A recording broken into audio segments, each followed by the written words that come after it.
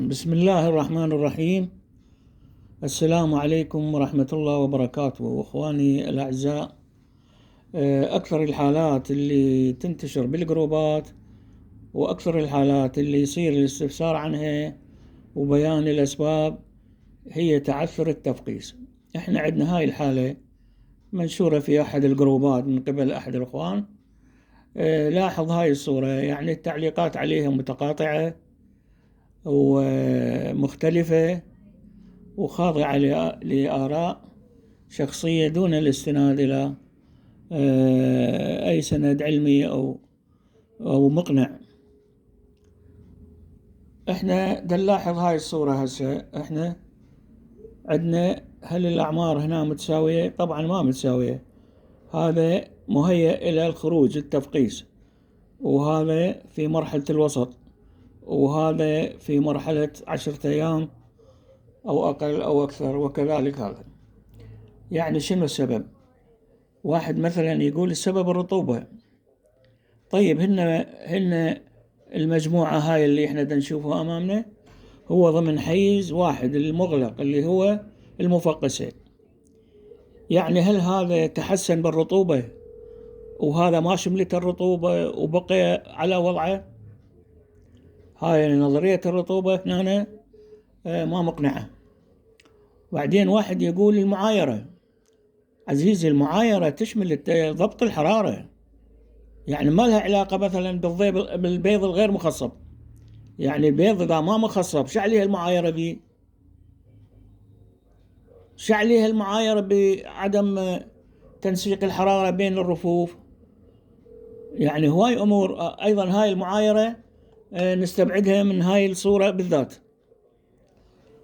وأمور هواي أخواني مثلا يقول الحرارة ما متساوية. طيب أكو فرق كبير، يعني هي الحرارة إذا ما تساوى بالمفقسة يعني فرق درجة أو درجتين. هاي الدرجة أو الدرجة درجة أقل من درجة، يعني نص درجة أو درجة أو درجة ونص، هاي تأخر التفقيس ساعات، يعني مو تخلي هيك فرق. إذا الحرارة يعني ما متساوية بين الرفوف يصير فرق قليل بساعات. يعني هذا إذا فقس اليوم اللي ما شملته حرارة، اللي حرارته قليلة يفقس بعد ساعات أو بعد يوم على الأكثر. يعني هنا إخواني الحالة نقيمها ضمن المنهج العلمي. يعني احنا هسه صارت عندنا حالتين: حالة البيض ما مفحوص أو سبب البيض اللي هو أحدث به هذا الفرق.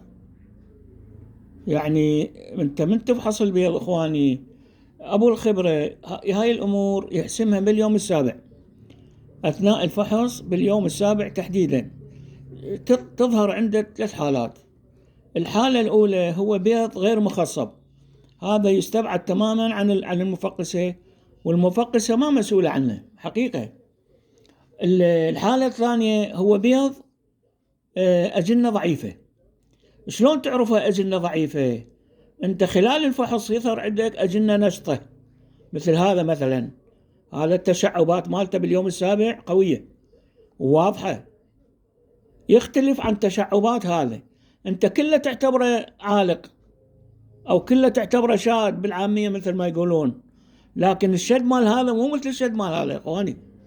وتشوف هذا ما يوصل للتفقيس، هذا يموت بنص الطريق، وبالفعل مات بنص الطريق. وين وصل عندنا؟ يعني شلون تعرف اكو فرق؟ يعني انت من خلال النظر اثناء الفحص تقارن بين الشاد وتفرعاته ضعيفة ما مبين وبين التفرعات النشطة والواضحة. يعني تعتبره هذا شنو؟ تعتبره ضعيف وتقتنع انت وهن تستبعده مثل البيض الما مخصب. هذا ابو الخبرة يستبعده هذا لان يموت بالطريق ما يوصل الى التفقيس. عليه من تحسب النسبة يا إخواني على البيض النشط الغير مخصب. هنا عندنا ظهرت حالة المرض. شنو المرض؟ المرض لما يكمل هاي الفيروس اللي هو فيروس أو بكتيريا يسبب مرض يسمون له هذا المرض يقضي على 80 أو 70% من الإنتاج. هذا أخواني جيش كامل من البكتيريا، أنت لا يرى بالعين المجردة. أنت تشوف هاي الأجسام ظاهرة عندك ولكن ما تشوف البكتيريا. هاي الحالة تنطبق على عمليات البشرية أيضا. بغرفة العمليات يسوون ولادة واحدة يبدلون كل ملابسهم لغرض التعقيم وخوفا من التلوث. فهنا صار عندنا هسه صار عندنا حالة مرضية. المرضية من يكمل هذا، من يكمل الدورة الدموية مالته راح يأثر عليه المرض، لأن من تكمل الدورة الدموية راح ينتشر المرض بجسمه. هنا ما ينتشر لأن ما بي دورة دموية، وهنا ما ينتشر أساسا، هو مات بالطريق. ولكن احنا نحكي على هذا المهيئ للتفقيس، هذا كملت الدورة الدموية أثر به المرض ومات. ولذلك أكثر الإخوان مستغربين، يقول يا جماعة لقيت الفرق كامل، إيش عجب يعني هو كامل وما ينقر؟ يابا هذا السبب سبب مرضي إخواني، والسبب هذا المرضي سبب هاي البكتيريا هي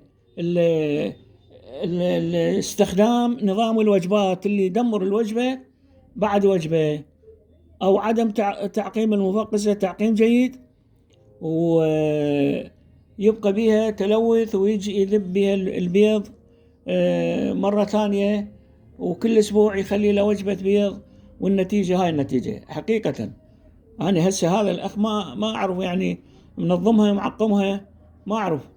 إخواني الأعزاء، لغرض نشر فائدة للجميع ومساعدة إخواننا اللي خاصة المبتدئين يدورون باب رزق، وحتى لا ماكو باب رزق هي هاي الدواجن أو المفاقس تعزز السلة الغذائية للعائلة. بارك الله بكم، ولا تنسونا بالدعاء. بارك الله بكم، تحياتي وتقديري للجميع.